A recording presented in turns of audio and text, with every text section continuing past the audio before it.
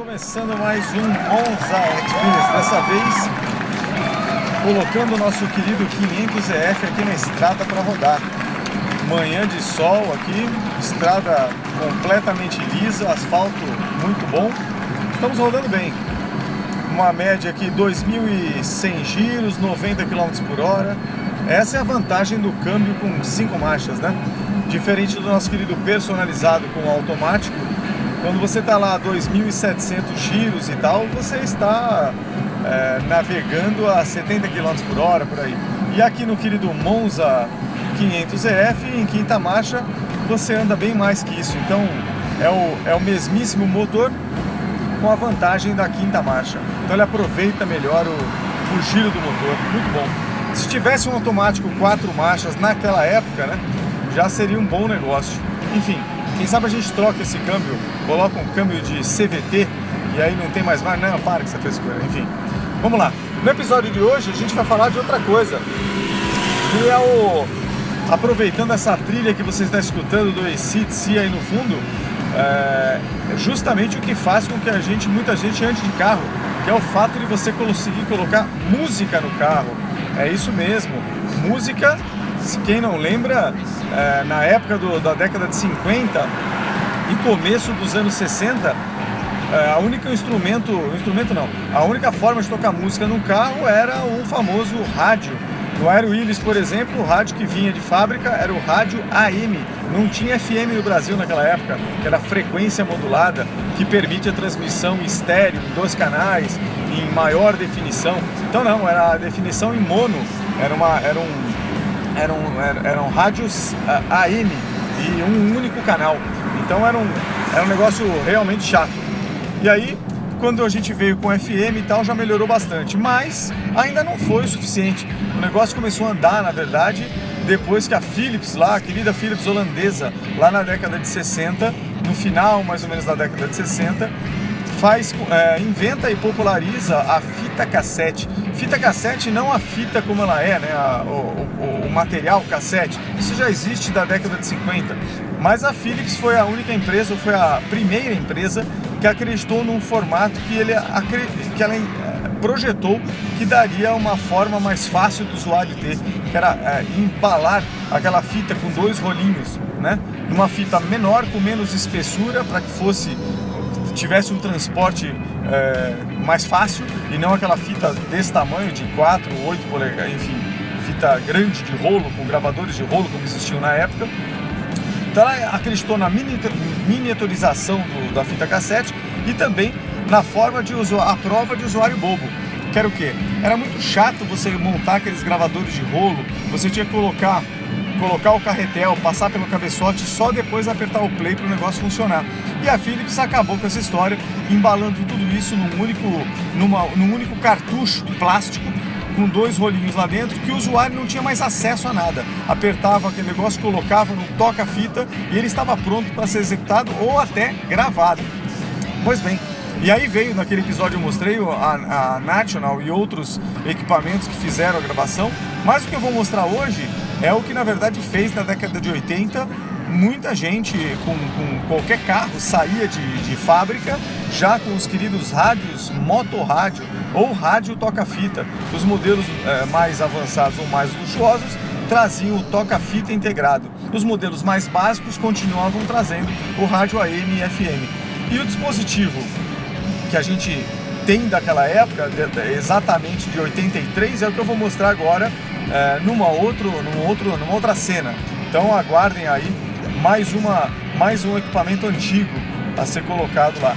Enquanto isso, nosso querido 500EF, agora cenas da maior obra de engenharia aqui da América do Sul, no Brasil, que é a Estrada Imigrantes, Rodovia dos Imigrantes, os túneis descendentes novos, né? Não são tão novos mais, já foram feitos, se não me engano, em 1999, 98, mas enfim, portanto já vão completar os seus 10 anos de vida, mas foi um projeto de engenharia novo que não circundava um morro, como é a Imigrantes, a pista sul, a Imigrantes antiga, que já era um avanço em relação à Anchieta, mas enfim, naquele momento o engenheiro decidiu que era mais fácil perfurar as montanhas, então colocou o mesmo sistema, ou parecido, que se faz metrô em São Paulo, que é o famoso Tatuzão, e ele perfurou os morros. Com isso ele reduziu a distância, porém com um problema, que é a inclinação da estrada, se não me engano 15%. Então é uma estrada que até hoje não trafega caminhão, por uma questão bem básica. O caminhão com as suas 20, 30, sei lá eu quantas toneladas, o seu freio provavelmente não aguenta, e o freio motor não segura tamanho peso nesse grau de inclinação portanto, de descida. Então é uma rodovia feita para automóveis. São 3 grandes túneis de 2 km mais ou menos de extensão cada um. Então é um negócio, e 3 faixas grandes e amplas de rodagem. Então é isso aí, curtam Imigrantes, e voltamos lá da estação experimental lá da praia, falando do nosso querido objeto vintage. Vamos embora!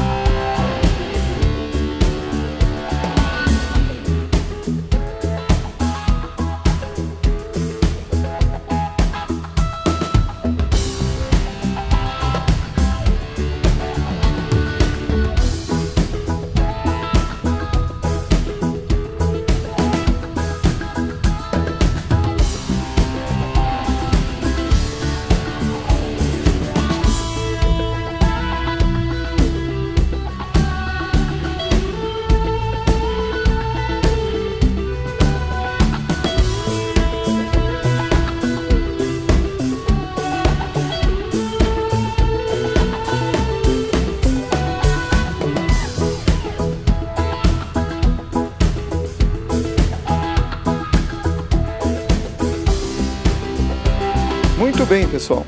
Estamos aqui a bordo do nosso querido 500EF e dessa vez a gente vai trazer um acessório de época. Mas na verdade não é um acessório de época qualquer e nem um acessório de época ligado a veículos automotores, muito menos ao nosso querido Monza 500EF. Mas assim, o Monza 500EF, para quem não lembra, e na verdade grande parte dos Monzas saíam com essa parte aqui, que é o local do painel para rádios, feito com rádio ou toca-fita.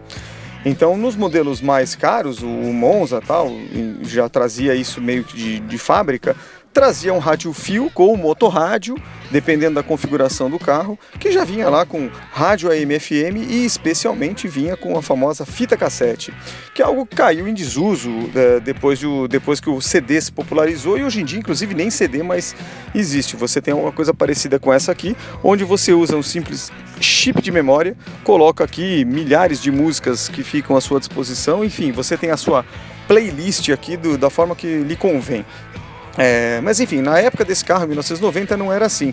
E o que eu quis trazer aqui para fazer uma homenagem e também para dar uma dica, caso você seja um daqueles como eu, que gostam de coisas antigas e que na década de 80, por algum motivo seu, você resolveu fazer suas próprias playlists, muito antes do surgimento do famoso iPod ou de qualquer outra mídia num cartãozinho de memória ou pendrive, esse tipo de coisa. Então, você tinha uma única opção se você quisesse escutar o som, ou enfim, escutar música ou qualquer coisa sem encher o saco de ninguém, seja dentro de um carro, seja andando na rua. E era o quê? A fita cassete. Afinal de contas, você não levava um toca-disco a tiracolo em nenhum lugar, muito menos num carro.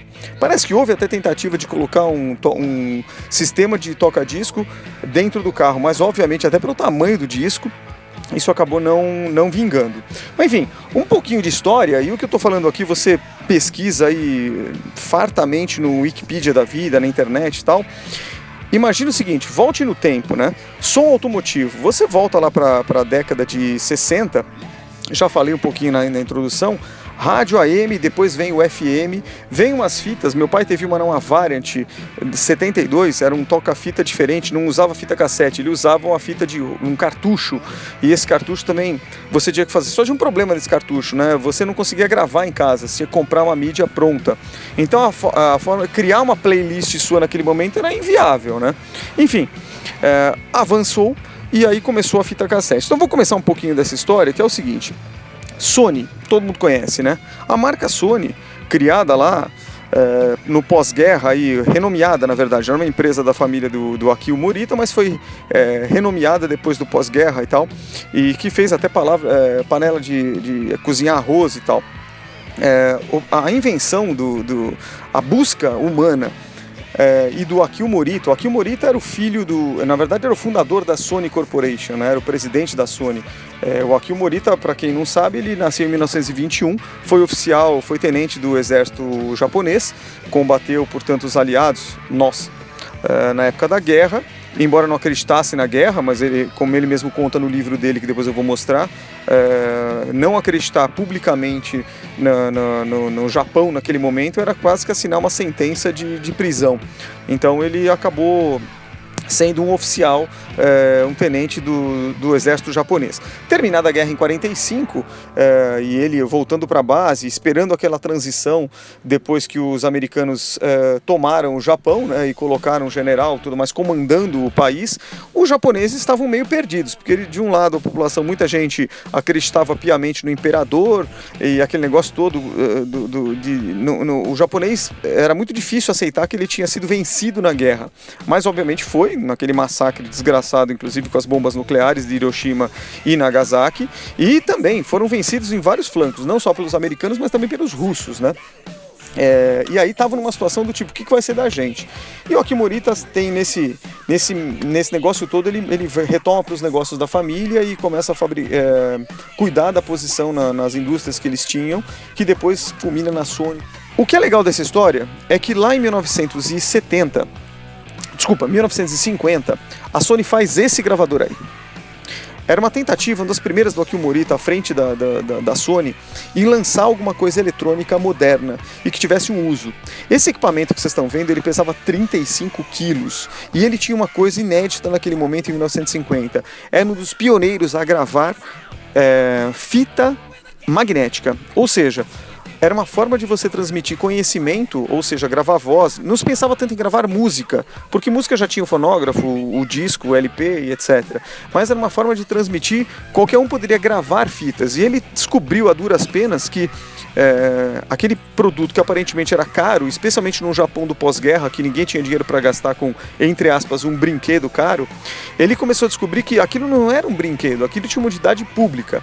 E aí, como acontece em qualquer invenção humana, quando você está aberto a coisas diferentes, milagrosamente outras coisas acontecem e você acaba escolhendo e atendendo aquela oportunidade que aparece. O Akio Morita descobriu que os tribunais japoneses precisavam de estenógrafos, né? E isso estava em falta, porque todo mundo que tinha conhecimento daquilo foi utilizado no esforço de guerra. Foram para a guerra, muitos morreram, né? Milhões de japoneses, acho que 2,5 milhões e 250 mil japoneses morreram na Segunda Guerra Mundial. Então, até formar aquela galera toda, eles tinham um problema, e foi justamente a oportunidade que ele descobriu no livro dele. Ele conta que, era uma excelente oportunidade para oferecer os nossos gravadores. Os tribunais passaram a utilizar os gravadores em fita magnética ao invés do cara anotando desesperadamente. Depois ele descobriu também, isso aqui pode ser um elemento fundamental para dar aula, foi para as universidades, para uma série de locais. Enfim, criou-se um mercado e criou-se a necessidade que pudesse assimilar o gravador de fita magnética. Isso em 1950. Alguns anos depois, a fita magnética acabou virando padrão mundial, porém aquela de rolo, né? Que nem você viu nessa foto aí. A holandesa eletrônica Philips, em 1963, já falei um pouco na introdução, acaba criando esta coisinha aqui, chamada fita cassete. A fita cassete, tá aqui, ó. Fita cassete. A fita cassete, ela tem um diferencial imenso para aquele gravador de rolo ali. Primeiro, você consegue colocar um carretel com duração de inicialmente meia hora, mas se você aumentar a quantidade de fita, que pode ser 45 minutos, ou seja, percorrendo a 7 centímetros alguma coisa por segundo, então o reprodutor cassete virando essa engrenagenzinha aqui, ó, né? Aqui, ó, fazendo este caminho, ó, automaticamente o de trás também vira. Enfim, ele enrola e desenrola essa fita com uma duração aproximadamente, no caso dessa aqui é uma Sony, por sinal, que dura 30 minutos. Mas você chegava a comprar fitas de chamada 90 minutos. Então você colocava de um lado, o cabeçote de leitura passava aqui, a informação era, portanto, escutada, e depois você virava para o outro lado e, portanto, você tinha. Porque, na verdade, a fita que passa aqui dentro, ela meio que pode ser dividida em parte A, parte B. O cabeçote, ele só interage na metade da fita. Só que foi um avanço do cacete. No começo pela Sony, lá em 1950, muito antes da fita cassete holandesa da Philips, eles descobriram que era o desenvolvimento da brincadeira, das cabeças magnéticas para fazer. A primeira fita que surgiu era em papel, e obviamente, como você pode imaginar, com o vai e vem não durava nada, e ela quebrava. O plástico foi a grande invenção para colocar a fita cassete no formato que a gente conheceu até a década de 90.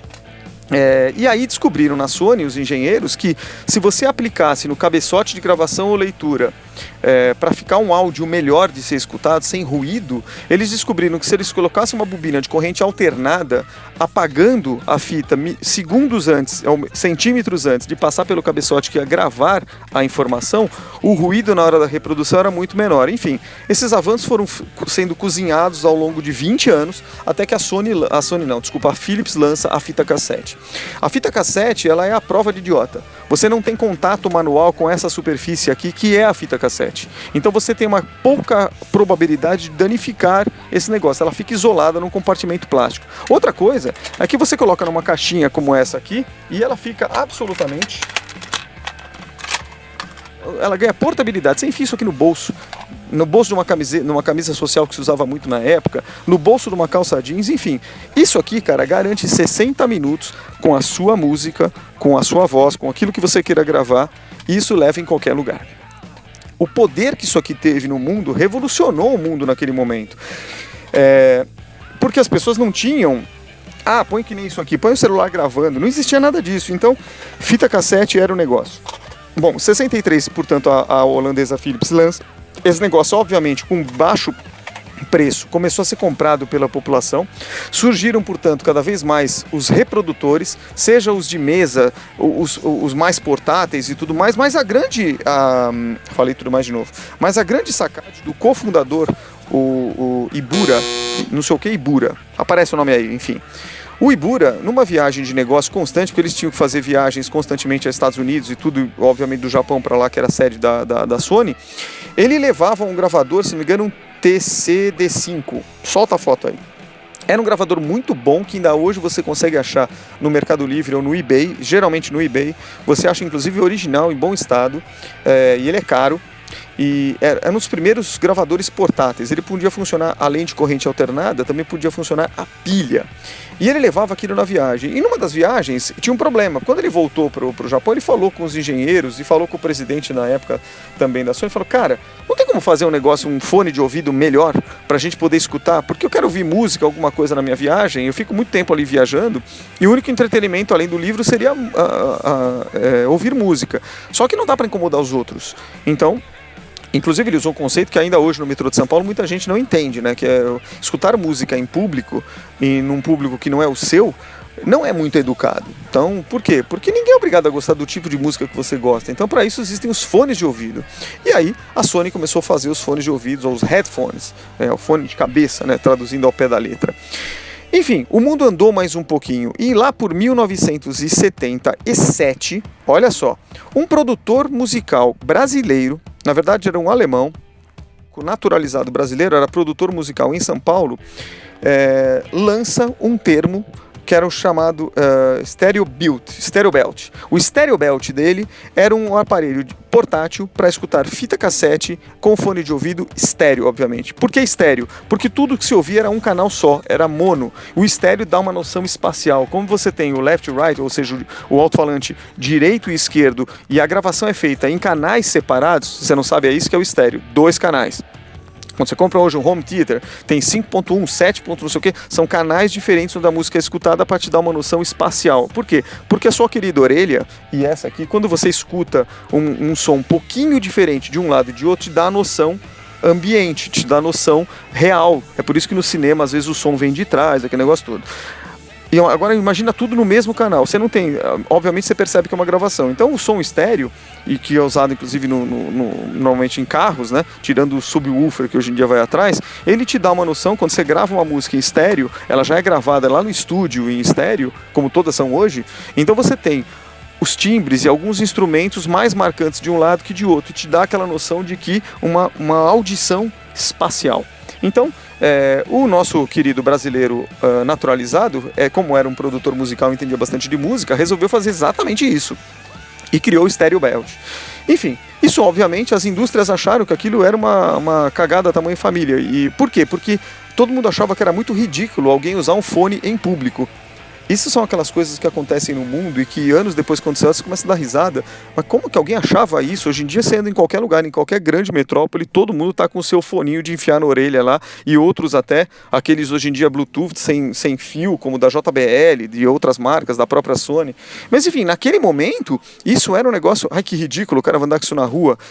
O fone de ouvido tinha sido criado uma coisa para você escutar em casa, para não incomodar os seus próprios parentes ou seus vizinhos. Enfim, esse negócio acabou não indo para frente. Mas na Sony, o Akio Morita e a Sony começou a lançar aí, avançou obviamente com os gravadores de fita cassete, e lá em 1979 ela lança o termo Walkman, justamente pensando na portabilidade. O cara vai poder levar isso preso na cintura ou na mão em qualquer lugar, pode escutar a sua música, além de tudo tem rádio, e também pode escutar num fone de ouvido que tem não era aquele grandão, já era um menorzinho. Aquilo, eles inicialmente fizeram um projeto, uma estimativa na fábrica para vender 150 mil unidades. Aquela brincadeira, em 3 meses depois, vendeu mais de 1,5 milhão. Tinha fila de espera de gente querendo uma coisa chamada Walkman. Bom, a Sony acabava de lançar no mundo, em escala mundial, a portabilidade da música. Significa que qualquer um podia escutar qualquer coisa, sua própria playlist gravada em casa, em qualquer lugar. Pedalando, andando, viajando em qualquer canto. Enfim, outros concorrentes, outras marcas de produtos acabaram fazendo exatamente a mesma coisa, e aí virou uma enxurrada de aparelhos no mercado, de todas as marcas, tudo que você pode imaginar. Só que na década de 80, a Sony inova mais um pouquinho. Era a busca da miniaturização, ou seja, transformar os Walkmans como esse que você viu na foto, que era o TPS L2, se não me engano, que era um pouquinho grandinho, era mais ou menos desse tamanho, em algo menor. E eles falaram, cara, tem que ser do tamanho de uma fita cassete. E eles lançaram esta maravilha aqui, que depois eu vou filmar no detalhe, que eu tenho um exemplar que eu ganhei novinho quando eu era moleque. O Walkman 2 da Sony. Esse Walkman 2 prata me acompanhou por muita coisa. Então, solto 3 fotos aí. Essa aqui é uma foto, essas fotos que vocês estão vendo aqui é na fazenda. Fazenda que a família tinha na região de Rio Claro. E eu devia ter 11 anos de idade, e nessa sala de estar que você está vendo, era a sala de entrada da casa da fazenda, decorada obviamente com motivos de fazenda, esses florais, roda de carroça, um monte de coisa, e era uma noite. Na fazenda naquela época não pegava sinal de TV de nenhuma espécie, não tinha telefone, porque não havia qualquer tipo de cabeamento para lá, não tinha obviamente internet, nenhuma das modernidades atuais. A única coisa que tinha era energia elétrica, nem a água era encanada, não tem Sabesp no interior de fazenda, era captada de minas ali pelas montanhas. Enfim, e a única diversão que a gente tinha era jogar ou Banco Imobiliário, ou Detetive, ou qualquer jogo desses que a Estrela já tinha, ou Memória, enfim, Jogo do Poder, tinha um monte de coisa que a gente jogava, ou cada um ia para o seu canto e escutava no seu Walkman. Eu pedi de aniversário o Walkman, então naquela foto eu estou usando esse mesmo aparelhinho, mostrando para o meu pai, que estava fotografando do outro lado ali da sala de entrada da fazenda, o que eu estava escutando. E o que eu punha lá dentro na minha querida fita cassete? Aquele ano eu tinha certeza, eu estava escutando AC/DC, For Those About to Rock. Foi um dos primeiros discos, lançado em 1981 pela banda australiana AC/DC, e que tinham músicas que eu adorava. Então aquela fita andou muito. Basicamente o funcionamento daquilo era simples, você abria esta portinha, como a que estou fazendo agora, pegava a sua fita cassete, colocava essa fita aqui dentro, fechava, o Walkman estava carregado para uso, né? Aí você apertava a tecla play aqui, o LED acende e vamos embora. E aí você escuta. A grande vantagem desse aparelhinho, e que a Sony inventou, é que você tinha duas saídas para fone de ouvido, que eu nunca usei. Mas enfim, se 2 pessoas quisessem escutar o Walkman, 2 pessoas podiam plugar. Hoje em dia você compra em qualquer lugar um plugzinho que você pluga no aparelho e várias pessoas escutam, o Bluetooth ou qualquer coisa. Mas naquele momento eles lançaram com 2 saídas para headphones. E detalhe, isso aqui é a saída P2 convencional, é a mesma que você tem no teu celular, é a padrão, tá? Não mudou nada no mundo. Aqui o botão de volume, e você tinha no verso aqui uma tecla, um seletor de tape, que era o normal ou metal. Por quê? Porque o tipo de fita cassete, essa aqui é uma fita normal. Você pode gravar na tua casa uma fita em metal. E ela, como ela tem um componente químico colado no plástico da fita diferente, ela reproduz sons mais agudos e com maior fidelidade. E só que na hora que você vai escutar num tape, num reprodutor convencional, aquilo pode ficar muito agudo e começa a te incomodar. Então você tem aqui meio que um equalizador rápido. Você coloca aqui na parte metal, no seletorzinho, e automaticamente tua vida segue em frente, ele deixa um som um pouco mais abafado. O que ele tem aqui dentro?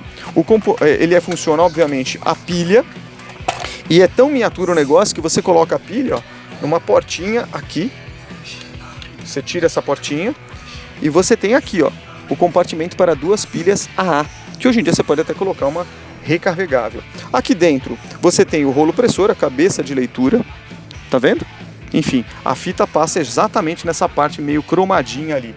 E um detalhe desse aparelhinho é que o cabeçote utilizado nele é de extrema qualidade. Ele é muito bom. Como é que eu comparei isso? Quando eu pego uma fita e reproduzo nesse aparelho, e pego uma fita e reproduzo em um aparelho Walkman convencional, seja da própria Sony ou de outras marcas, o som aqui é muito mais presente. Os timbres dos instrumentos, das notas musicais, enfim, a música fica do cacete aqui dentro.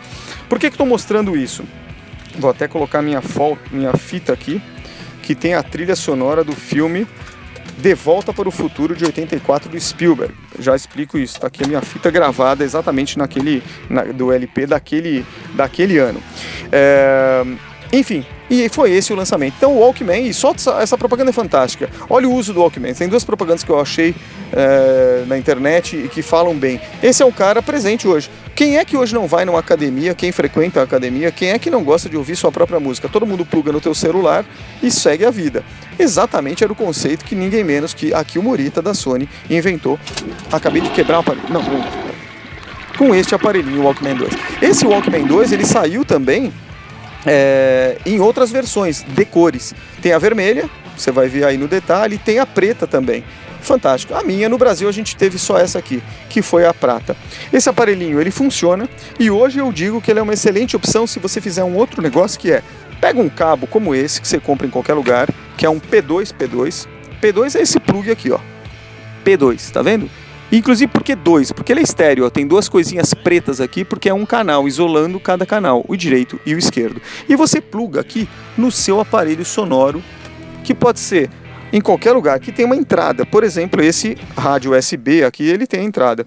Então você basta plugar a outra parte aqui, e você tem aqui, teoricamente, basta fazer a seleção lá dentro. Então você vai aqui no nosso querido rádio, muda para auxiliar, por exemplo, e isso é um rádio Philco antigo já até, mas obviamente você vai ter muitos novos e modernos. E tá aqui um dispositivo de fita que você pode usar. Então, se você tem um Monza, se você tem um rádio que não quer deixar aquele antigo, que pode enrolar fita, ou você não fez a manutenção, ou tá difícil de achar, você tá restaurando o teu carro, põe um rádio moderno com uma entrada dessa e acha essas maravilhas. E detalhe, se ainda te encheu o saco, você grava a tua playlist aqui antiga, ou você tem fitas como eu tenho lá, 200 fitas que eu gravei lá na minha infância, que estão até hoje operando, fitas que tem a minha voz quando era criança, que meu pai gravou, enfim, já mostrei em outro episódio, enfim. Se você tem uma situação como essa, basta você colocar aqui e apertar o seu querido play, a fita toca e você tem o som da mesma forma. Cansou? Tira, põe o seu foninho de ouvido. Qual? O mesmo que você usa no iPhone, mesmo que você usa no Samsung, no raio que parta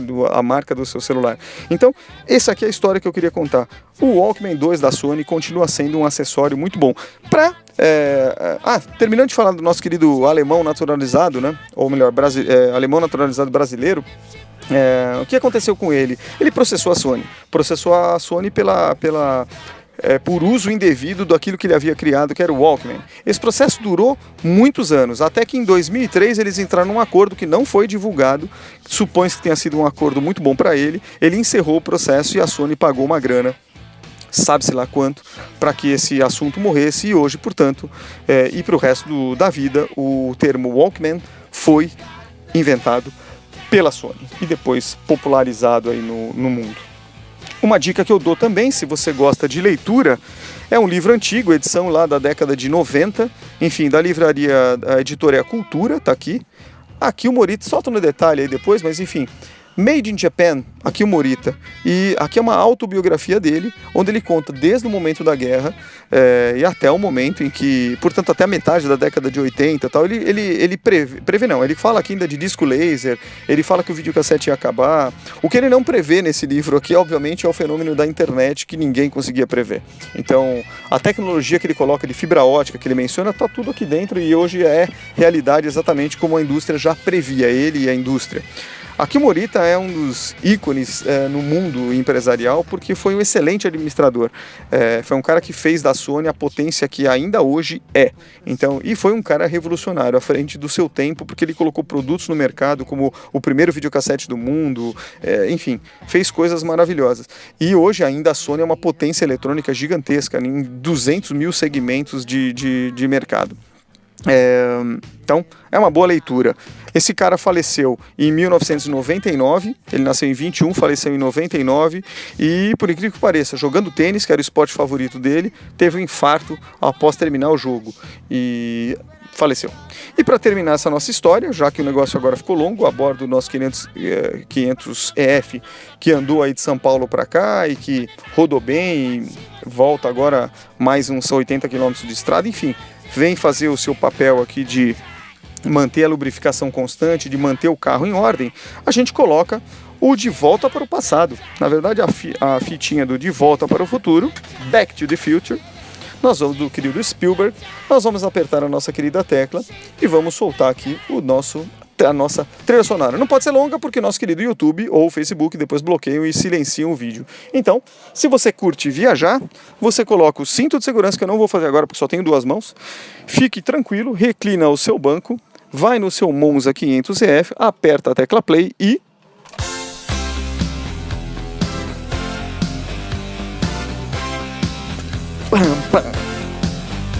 The Power of Love, Jerry Lewis and the Lewis, trilha de Volta para o Futuro, estamos aqui de volta para o passado.